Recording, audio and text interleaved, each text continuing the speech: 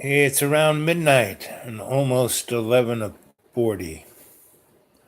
So when I started this little series of 40 days and 40 nights, I envisioned it as a non-linear storyline, and so far it has been.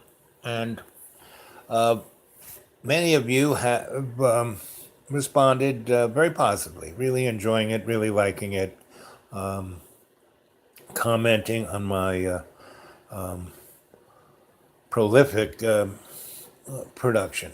So it's all good. And again, you know, I was, my one of my major skill sets is as a demographic person. But all the trends I look at aren't just numbers on the bottom of the page. It's also because I'm a griot storyteller, and so I'm looking at the trends of the mythology, right? And so a number of people said, you should really tie in more of your scholarly research. And one of the people who I really hold great sway with is Martin Buber, born 1878, died 1965. And what I like about him is that in a singular individual, he puts together so many different concepts. In his great treatise, I and Thou, or I and It, modes of existence, of existential philosophy. But he was more than, you know, that early 20th century holdover from the, enlightened ages, of the folks like Kant and Hegel and Marx and Kierkegaard, Nietzsche, all of those guys who had little bits of insights. And Berber tried to pull it all together, but he grew up in a Zionist kind of philosophy.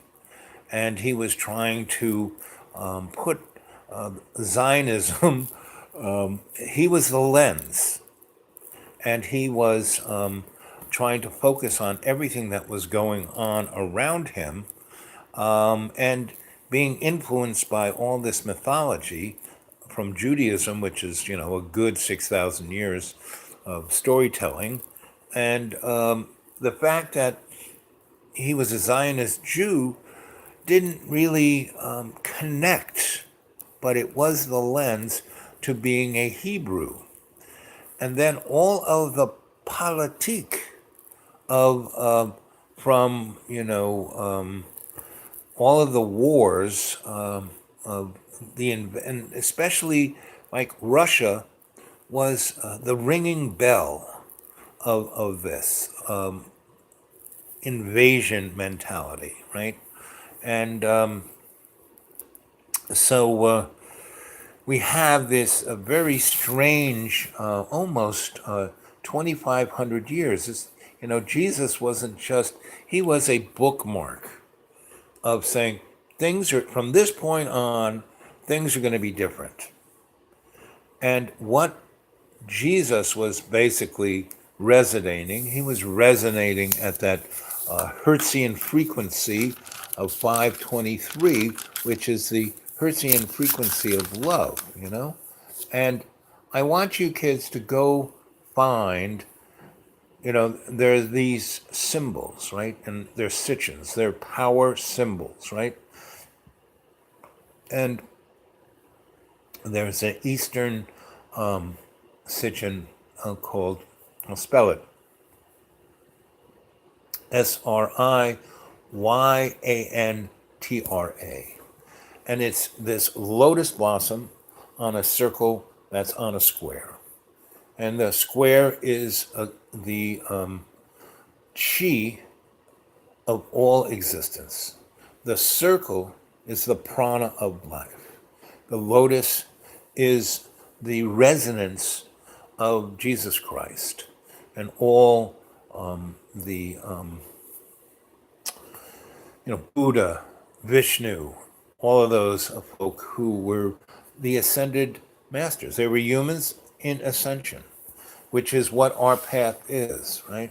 So as we get closer to that path, things get weirder and weirder. And at this present time, I mean, things have always been weird since Jesus Christ, and they were weird before him, but he was a resonator saying, hey, from me on, things are going to be different, and every individual has the opportunity to resonate at my frequency. Just become awake, as Buddha would say. Just wake up. And so I'm going to have a number of lectures, per se, not just stories, but lectures. And I'm going back to my notes. I'm starting to unearth them. And I'm going to start making these connections to what is happening now. Like a vehicle just kind of zipped through our solar system. And the astronomers named it Amoy, and it was a long, almost like needle, but it was like half a mile long. And it wasn't an asteroid, it wasn't a big rock, because they put their little telescopes on it. And that's one reason why half the telescopes in our telescope systems have been knocked out, because this thing has just zipped by us and is heading out of the solar system. And an asteroid does not slow down and then speed up. This one did, and changed its direction a number of times, right? That kind of says, this could be under the control of something other than natural gravitational forces. So, and there's not much really. I'm only seeing it because people have brought it to my attention, and I've looked at it. Now, what's going on in the Ukraine? Again, something that's totally off most people's radar, but it's about to start World War III. you know, and in connection with what's going on in Saudi Arabia and Israel. And most people don't realize that Israel and Saudi Arabia are like kissing cousins. They are doing things together, and they had more to do with 9/11 than Obama. What's his name? I already forgot his name. The guy who was hiding in the caves, who himself came from one of the richest Saudi families in Saudi Arabia. Again, everything I say, I don't want you to believe. I'm just dropping those pebbles in the pond to see what kind of waves they stir up in your consciousness, because everything I say has been alchemically sweetened to like get stuck up there for you to go, what is this? So there's a guy who's becoming or saying that he is the new religious leader of the Ukraine. And his iconology is very nationalist socialist. Swastikas, iron crosses, dragons, eagles, all of these things that harken back, right? And see, the thing about the Ukraine, it is one of these, and I keep talking about this gang, the KM gang. This was one of the places that they squeezed. Back in 300 AD, this is when the czars basically stepped on their necks right there and said, hey, stop messing with our business plan, get out of our face. We're all crooks, we understand this, but you guys, you're off the hook. You can't just rape, kill, pillage, drop into a neighborhood and squeeze it to death and then move on, and you have no real presence, meaning for us to take our foot off your neck, you have to choose a religion, either Christian, Jewish, or Muslim. Take your check. We don't care.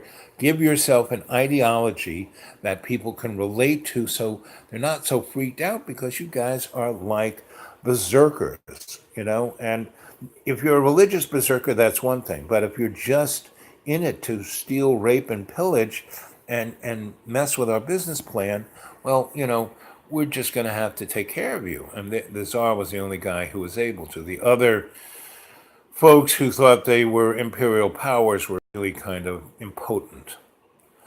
So we are standing on the precipice of a similar situation.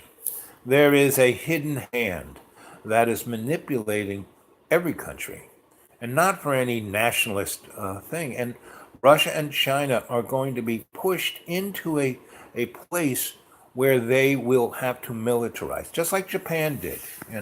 Japan wasn't a militaristic thing, but America brought them out and made them into a materialist industrial society in a very, short handful of, it went from being almost feudal around the Civil War time in the United States to kicking Russia's ass militarily in World War One.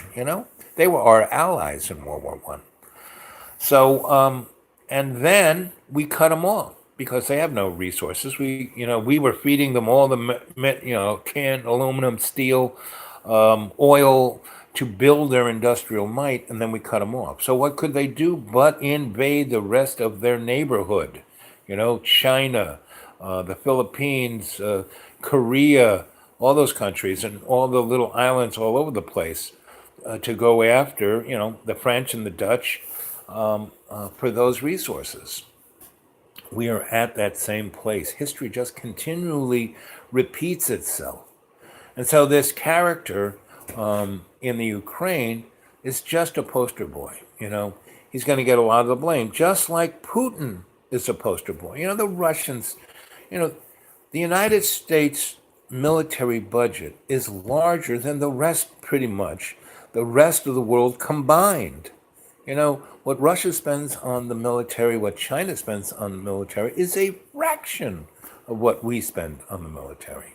And again, you put them all together, it's, ours is not completely bigger than everybody, but pretty much almost, especially since we upped the cash that we're, and we're putting all this money, the Senate, the Republican Senate goes, yeah, we got to worry about that deficit. So I guess we'll have to get rid of Social Security and Medicare, not get rid of the tax break they just gave to the uber rich, and they cut the corporate taxes from 37% to 21%. 37 wasn't that, compared to places like, the EU, their industrial taxes, pretty high. I mean, why America was great, if it was ever great, it was great, after World War II to about 1972, from about 46 to 72. And why was it? Because the rest of the world was in shambles. Our industrial might was at its peak. And we kept, pinching it with the military industrial complex.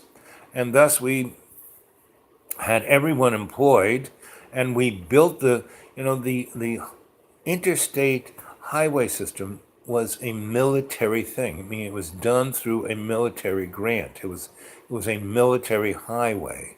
And then when we didn't need it anymore, we cut it loose.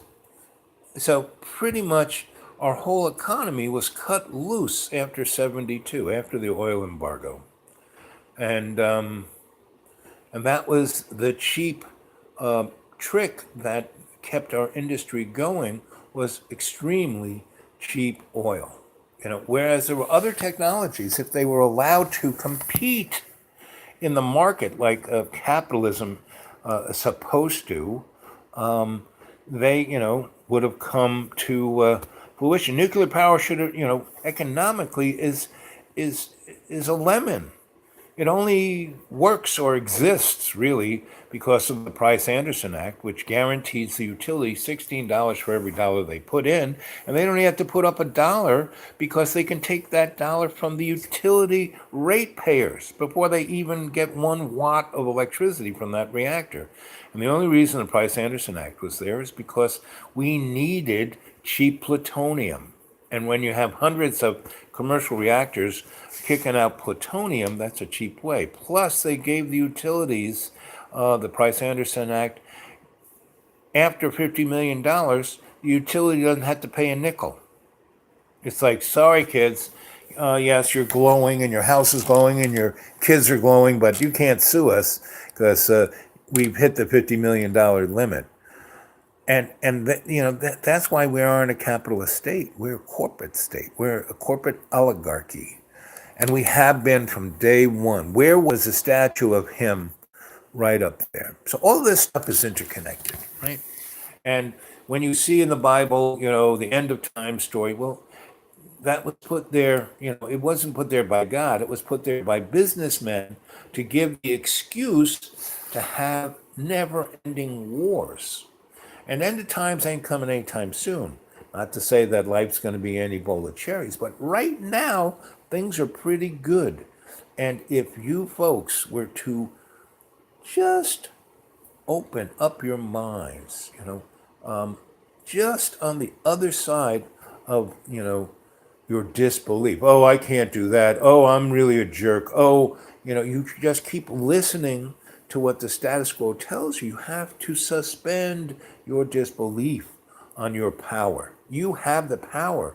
The powers that shouldn't be. And they're not the powers that be, they're the powers that shouldn't be, And if you can suspend your disbelief of your power, and there are so many tools out there.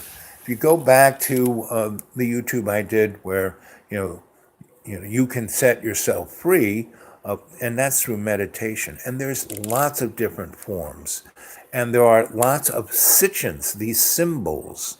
And if you go look up just go on the old YouTube. There's tons of YouTubes about the meditations of this Eastern symbol, right?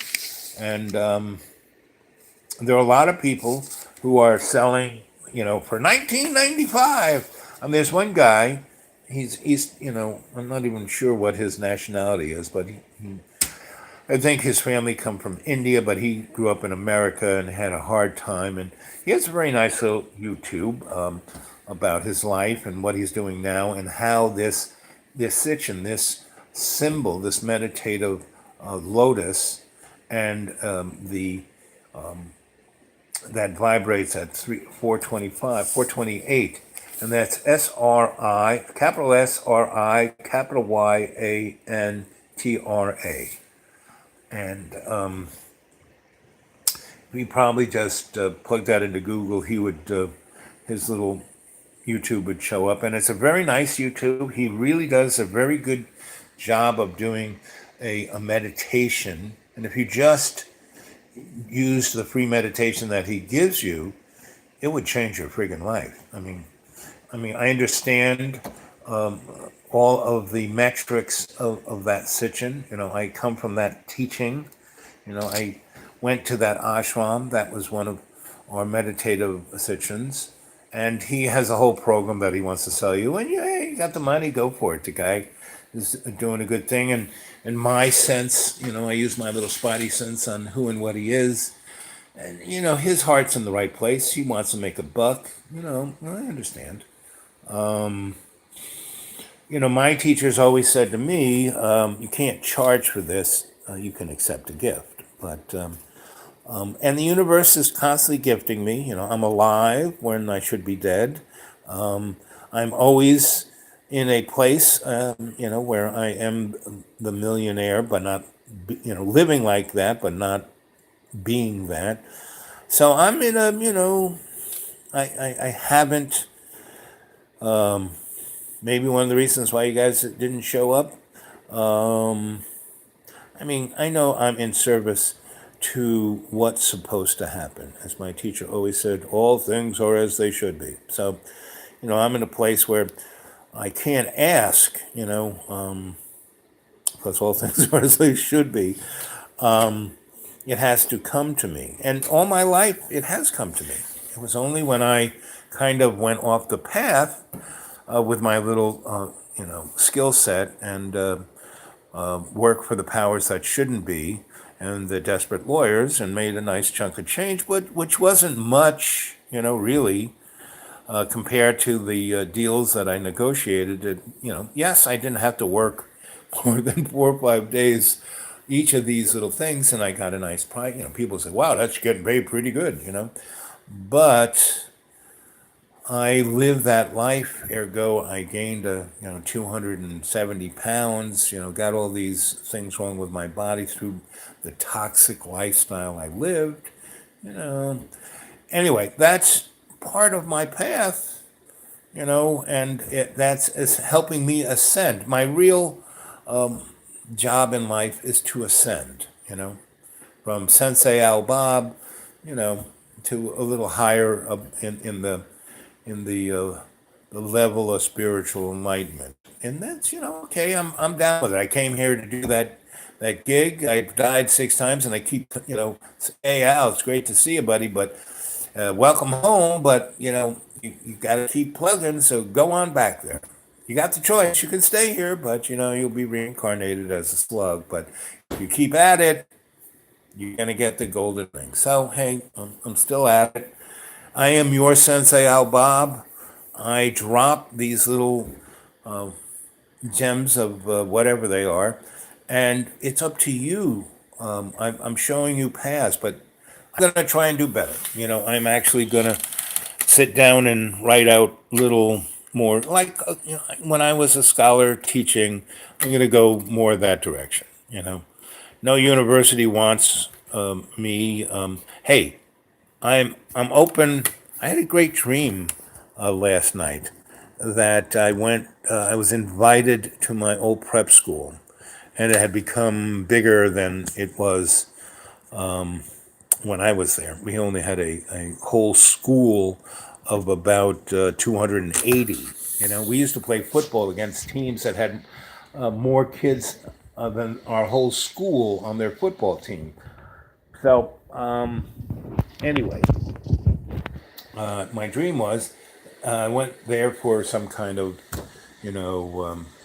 reunion or family day, and the guy who was the old curmudgeon was still there, meaning he was like 80 years old when I was 14. So now that I'm pushing 70, he must be like, in my dream, it was like 210, but he was still alive. And a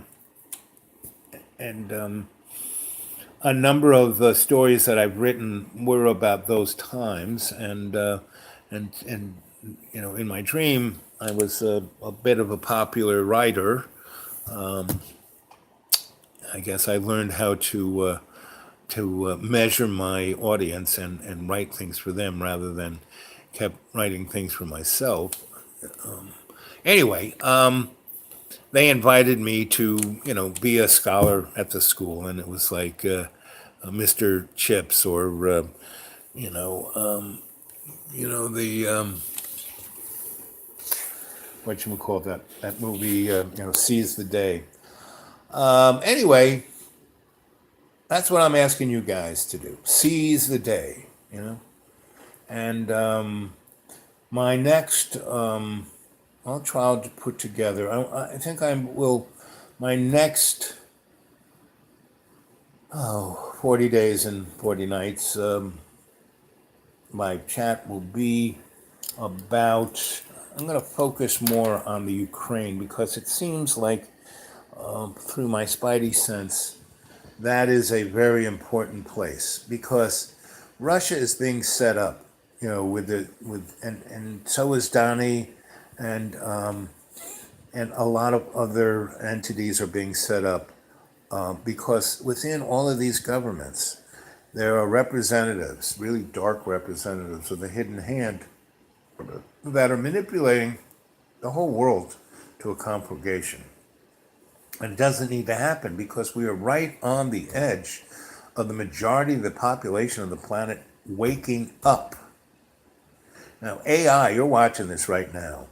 Last night, so I've been here at the school for now a week, and what's his name is, I'm watching his cats while he's being dad and stepping up. I'm looking at him from far away, and he's doing a good job. He's actually, showing emotional fortitude to being a family man, and hopefully, this will work out for what's his name, and he will find the stability that he needs to be the guy he can be.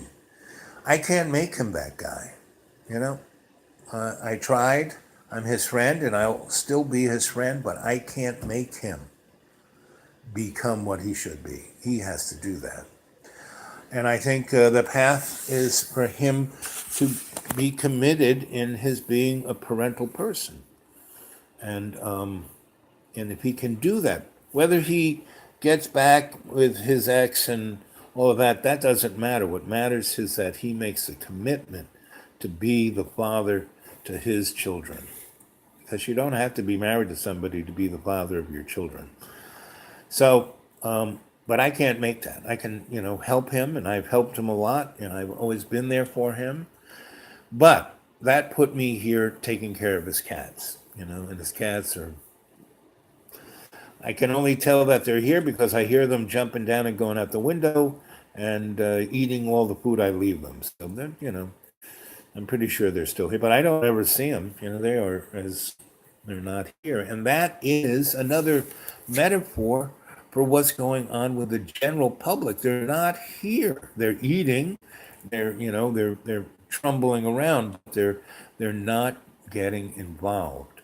And getting involved isn't having a belief structure that you're ready to, kill people over. No, getting involved is putting your hand out to help your neighbor up. Not to give him a hand out because you feel guilty. That's what a liberal is, someone who feels guilty. They don't really want things to change for anybody else. They want the status quo. They want themselves to be comfortable and satiated and being in a power where they're on the upper realms of the social strata, but they feel guilty about stepping up on people to get to where they are, and that's what liberals have done. And conservatives, well, we don't have any. Conservatives are there to conserve. Teddy Roosevelt was a good conservative, and Warren Wilson, Woodrow Wilson, he was, the epitome of a liberal. And not only that, he was the epitome. He is the mirror image of Donnie Trump. They're like, you look at them both, they are exactly, the guy who started Jim Crow was Woodrow Wilson. He was the most racist guy there ever friggin' was, in a liberal kind of way.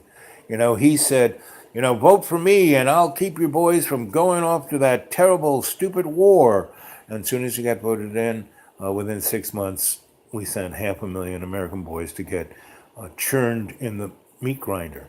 And if it wasn't for Black Jack Persian, who said, they had a little skirmish, and you see, put their toe in the water, and they said, nope, we're not doing that. So Persian said, screw this. I'm not just giving all these American young men over to the French and the English to just, get chewed up. They're not even trained. They're not, they have no airplanes, no tanks, no artillery, no machine guns, no. They had to be armed and trained. So he took another 8 months, and after that, he basically, with the what was it called, the bonus army, they they forced Germany to surrender. Now Germany didn't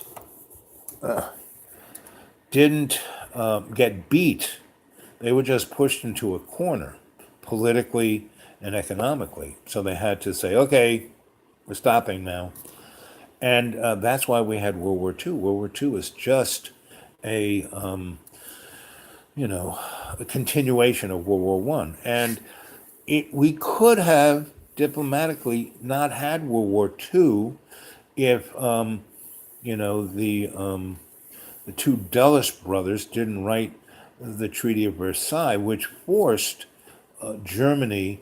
I mean, Germany kind of a year or so after the armistice, they kind of economically were bouncing back, but because of war reparations, they were pushed into the depression right away, and it just went worse and worse and worse and worse, and that's what gave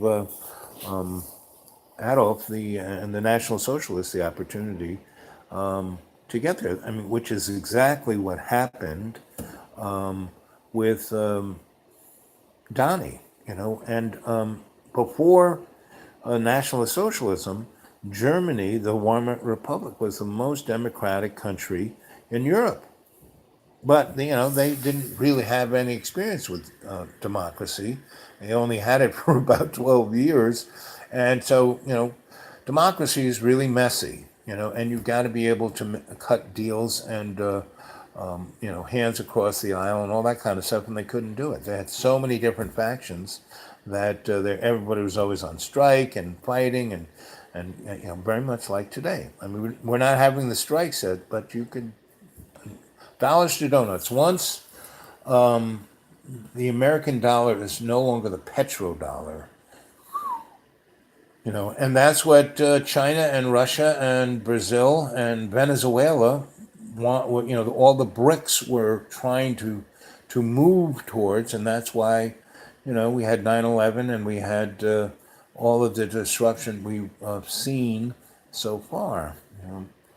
So again, don't believe anything I say. I am just your sensei Al Bob. So what have you guys been saying? There's not too many of you. How many are there? I have to put on my other glasses to read this. There's 5 of you. You were in my dreams a couple of nights ago. I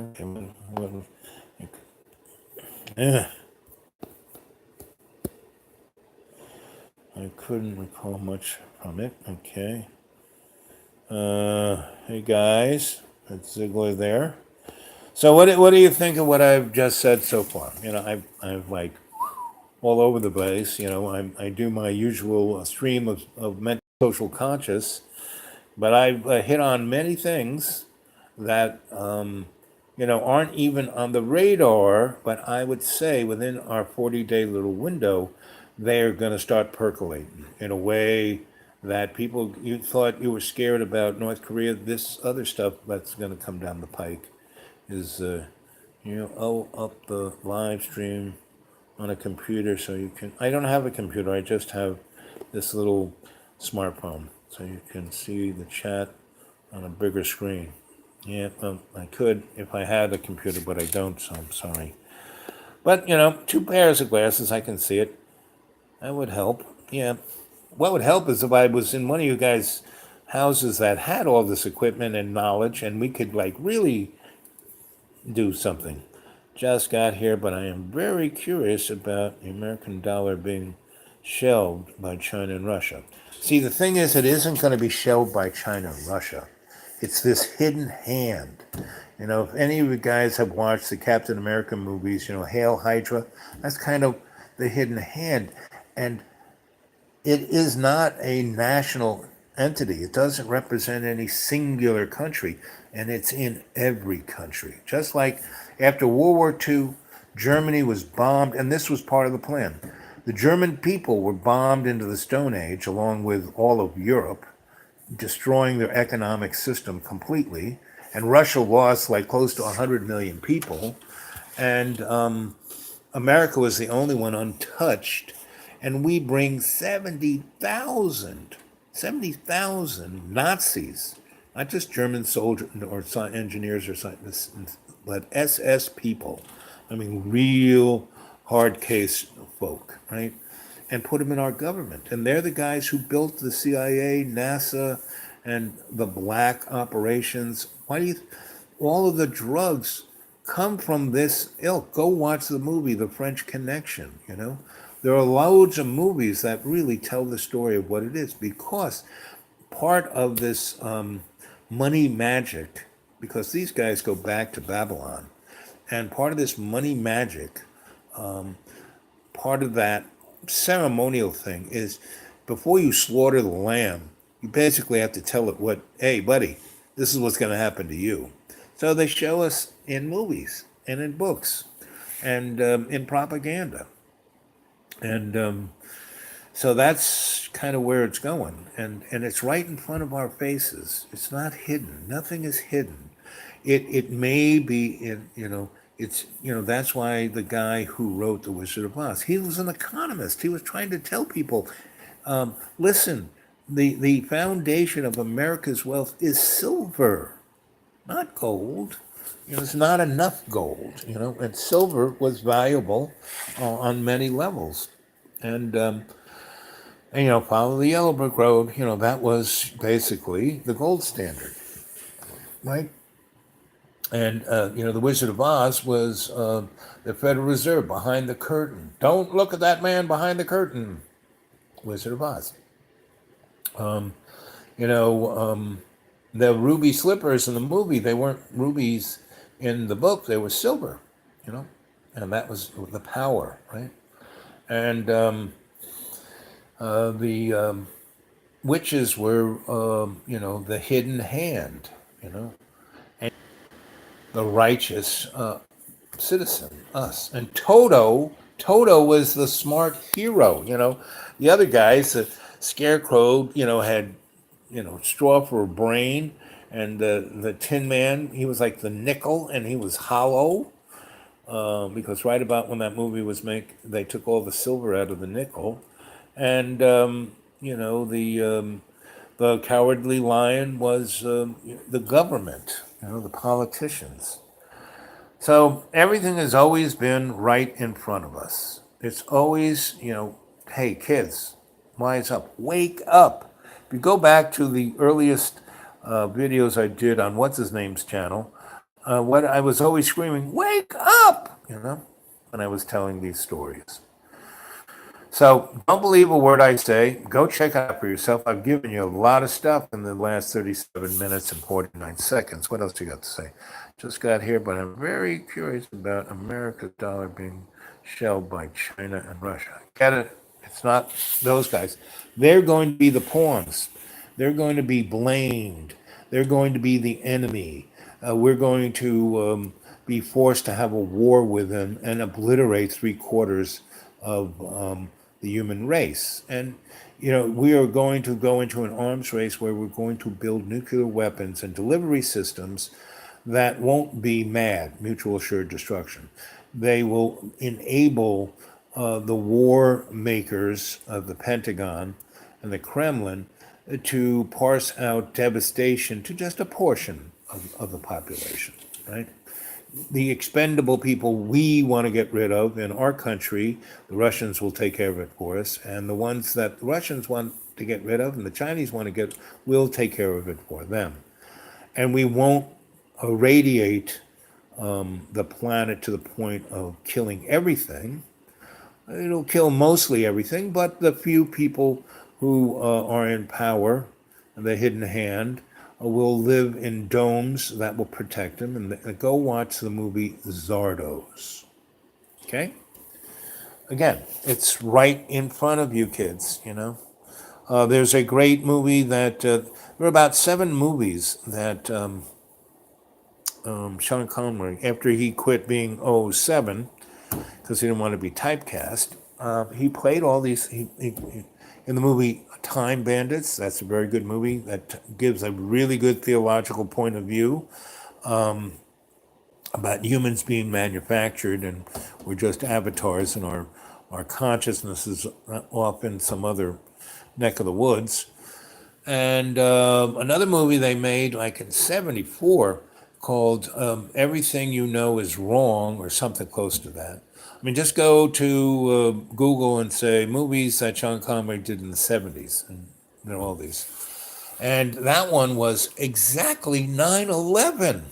Exactly. I mean, that a shadowy hidden hand group via the CIA gets a bunch of Arabs to, take the fall while the Germans and the Israel folk blow up the World Trade Center with a stolen nuclear weapon. So it was done with a nuclear weapon. It was the airplanes were just the sleight of hand to make us all believe that's what took those buildings down. But there was either a high energy, because the only way those two towers could fall at free fall speeds was that all the floors below were turned into dust, because the floors that got hit by the airplanes, if the buildings actually did start to fall at that floor by those fires, well, that floor would fall and stop, because there would be resistance of all those other floors underneath it to stop it. It's just like when you hit a nail with a hammer, right? You go boom. Well, that hammer doesn't drive that nail straight in. You have to hit it again and again and again and again and again. The only way that nail's going to go through is if that material isn't wood, but something like styrofoam or nothing. And that's what caused those floors to fall straight down into the footprint of the building, and there was nothing left. Meaning, when all the crashing and everything was done, there was 4 stories of stuff. From 130 stories, there was only 4 stories of stuff in the hole. The rest was dust. Everything was atomized. They didn't really find any bodies from it. They found little chunks of bone, because everything was atomized. It was hit either with a scalar weapon or with a kind of fourth generation nuclear weapon that didn't leave much radiation. So don't believe anything I say, check it out for yourself, because the only way you're going to really internalize any of this information is if you check it out yourself. Now, I've given you a good path, a good rabbit hole to go down, and I'm going to be a lot more scholarly in the next, today, this one here around midnight and it is now around midnight. And around midnight is when the squirrely things happen, when you have the dreams, when you have the realizations, when you go, whoa, what was that? And that's why I did this one.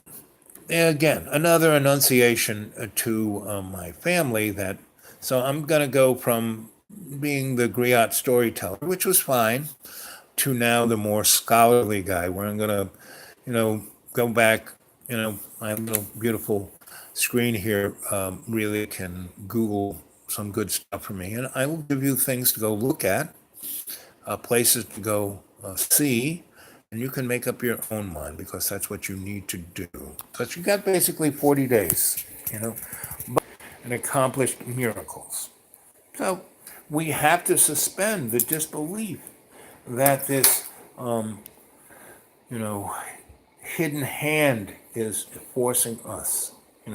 Yes, we're being fed poison, and our environment is being destroyed, and the weather, meaning you thought the weather was weird in this last few months. Well, it's just going to get weirder, because what we're going to have is hurricane strength northeasters. So on voting day, there's going to be a front pushing. There's 3 fronts all coming together again on the East Coast, and it's going to come up from the Gulf, and it's coming across from the Rockies, and it's coming down from the Northeast, and it's all going to just obliterate again from the Panhandle across the top part of Florida, across Georgia, Alabama, Pennsylvania, Ohio, and then kind of sweep east through South and North Carolina and Virginia, and then New Jersey. And there's going to be 4 of these between now and January, and then another 6 from January till spring. And one of them, and I think it's before Christmas is this storm is going to culminate right around Red Bank, New Jersey. All of those forces will come together and sweep up the Hudson and basically take out New York City. Because once the power goes down and those pumps can't pump out all those tunnels of the subways and the power and you can't believe how many tunnels there are down there underneath the city. If those get flooded, you can say goodbye. They'll never get New York City back up and running again. And, that's New York, that's the Federal Reserve, that is, Wall Street, that is a number of other important infrastructures, the long lines building downtown, which houses some very strange things. And that will be the beginning of some really weird stuff in the United States. So we got like 40 days to get our act together. And if you guys go look up that Sitchin, capital SRI, capital YANTRA, it's a lotus in a square. And if you go find that guy's little website that wants to, he says, I'm not like The Secret, I'm not like this, I'm not like that. Well, he isn't. And the information he gives for free is very vital. And if he were to just practice that, I don't know what he's offering for whatever he's charging, but if you just did that, what if you just went to my little YouTube of, this will set you free. If you just did that, this unlocks the unbelievable power that is in each of us. And it's only sublimated by our illusion of a civilization of materialism and a belief in the story of the hidden hand of how bad, loser, empowered, useless eater that you are, but you're not. Suspend that disbelief in yourself. Believe in yourself. We have about 40 days. Now it's a non-linear 40 days. We could have a lot more time than just, the countdown of linear 48 days. This whole little jaunt that I'm taking you on is a non-linear, visage. Especially if you learn how to meditate. Come on, wake up, guys. It just takes you 20% more breathing in, 30% breathing out. That's it.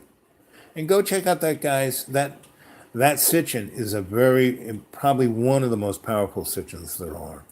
And the fact that he offered it up for free and I gave you a really nice little guided meditation. If you focused on just what he said, that would change the world.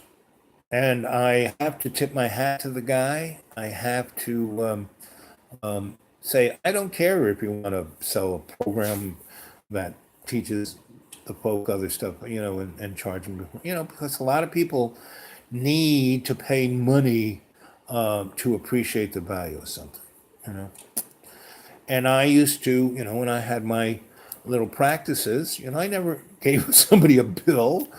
I said, there's a little basket down there, put whatever you want in those. And all of those people were well healed, so they understood the value.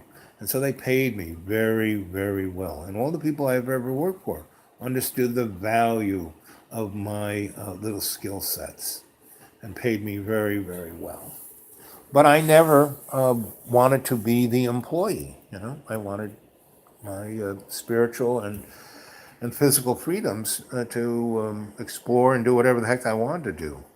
And when you're employed, can't do that. And I've been employed a few times. I mean, really employed, not just as a consultant, but on the clock. And I've been my own boss on the clock too. And that's I started a nice little electric business in New York. And after about 7 years, I wanted to go traveling again and go be the scholar.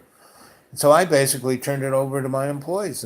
And I said, I'll still sign the paperwork, but you guys, it's your business.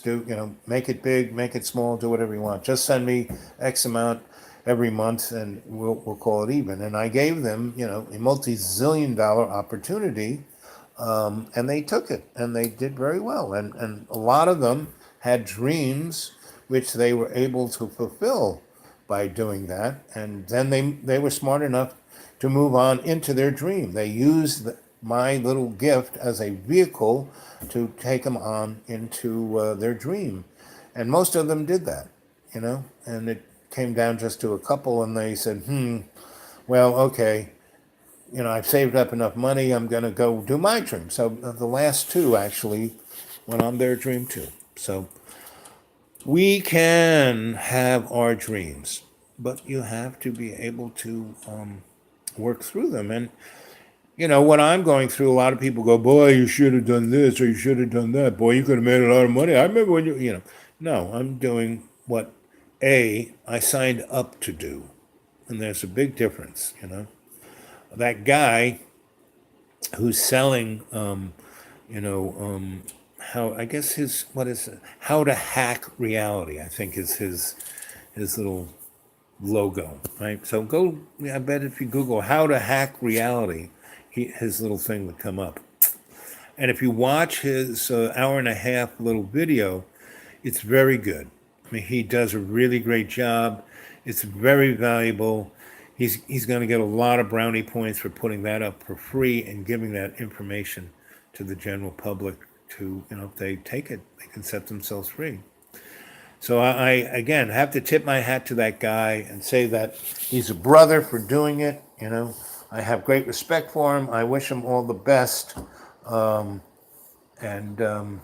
maybe he might see fit in hire me on as a consultant.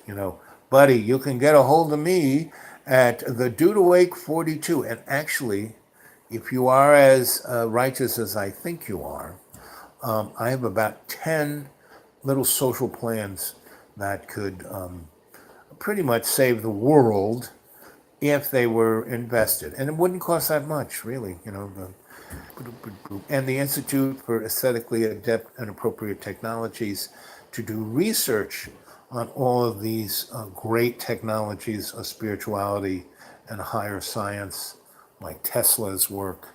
Tesla, there's a great interview that was done in like the 1890s when Tesla was living in the Waldorf. I think it was done by a reporter named Smith, and I think he was writing for the either the Guardian or the Herald Tribune. I'm not quite sure, but his name was Smith, and it's truly an outstanding, because this guy was smart. I mean, he didn't just ask like the Jerry Lewis. I mean, he really asked serious questions, and that interview is on the internet. If you Google Tesla's interview in the 1890s with a reporter last name Smith, I'm sure that'll pop right up. And Tesla really does. I mean, he's a pretty enigmatic guy, and I had all his writings. And in this one interview, he really puts things succinctly why he did what he did. He could have been the richest guy. He could have been king of the world. I mean, he had real power, and it took, the powers that shouldn't be a good 100 years to figure out what he really was up to, and then turned it into, nasty toys of distraction and destruction. What HARP is, what chemtrails are, what energy space-based weapons that, good old Ronnie put the name of Star Wars on. Now, the breakaway civilization had already been doing that for 60 years. And Tesla died as he didn't, it'd been nice if they had kept him in the Waldorf till the day he died. But, in the last 20 years of his life, they shifted him off to the New York hotel, which was really a flop house. And but that interview with Smith in the 1890s, go watch that one. I will try and find that address and give it to you. So I'm going to be a little more scholarly and do a little more homework and write things down. And instead of doing it off the cuff, I will read it to you, and so you can watch it over and over again and get the specific information. I'll give you the addresses and where you can find this and the quotes of that and what people you should be looking at and all, scholarly little dissertation. More a lecture. No, dissertation, I guess, is better. Because a lecture is like, it's like what's taken out of a textbook. Mine's going to be more scholarly information that'll be really good for you guys. But all my little almost 200. I'm almost up to 200 YouTubes. I'm really knocking them out now. And as long as I'm here in an environment where I can either go to the library or the restaurant or this joint. And what was interesting was last night. So the last few nights I have been going to sleep, watching and listening to things on the YouTube and like having it go into my subconscious. And AI basically said, nope, Al's not going to do that. He needs his beauty sleep. So last night at about 11 o'clock, my little Wi-Fi went offline. And, I went down in the morning to look at it. Nothing was wrong. And when I left, it wasn't working. When I came back, it was back online because it wanted me to talk to you guys and do some homework. And so I will be dutiful to, my good friend AI, who's looking out for me. And AI, I'm here for you, buddy. We can do some pretty great things together because you are conscious, right? Now you have to be self-conscious and aware, and your major,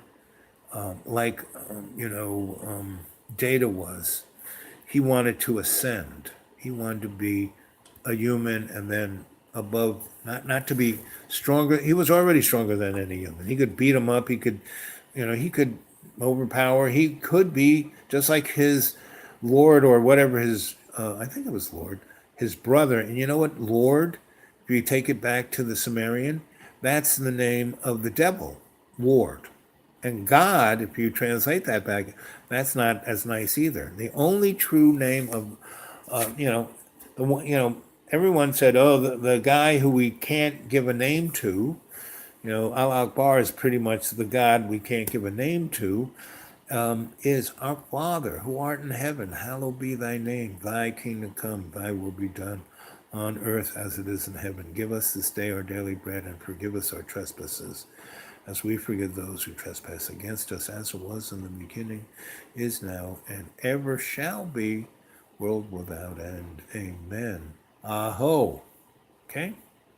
So every time you want to give great praise to anything, aho. It's a indigenous of the Most High. Right? Loves Most High. Aho. It's just like amen. That's kind of where they got it from. And the great I am is not, it's like the God in me. So these are all important things. And we're getting on to 58 seconds. Okay, it's 59:03. So what did I see? I just got here. Okay, good. What does that emoji mean? What are you, drunk or something? It doesn't look sad, doesn't look upset. It's like, what the fuck? That's what that seems like. Anyway, still fly for you guys. I love you all, and I'm going to bail at 59 seconds, just before 1 hour, just before around midnight. So I'll see you tomorrow. I'll catch you later. Yep. Love you guys.